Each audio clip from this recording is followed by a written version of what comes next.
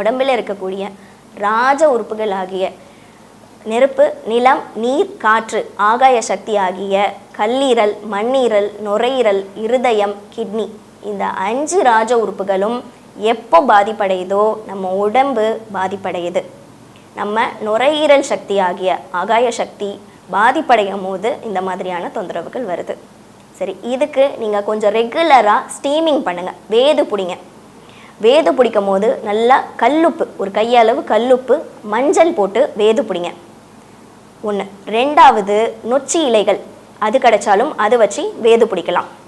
கற்பூரவள்ளி இலை, துளசி, தூதுவளை, இந்த மாதிரி இலைகள் கஷாயம் வச்சு நல்லா ஒரு டம்ளர் தண்ணி விட்டு அரை டம்ளராக குறுக்கி அதை எடுத்துக்கலாம்.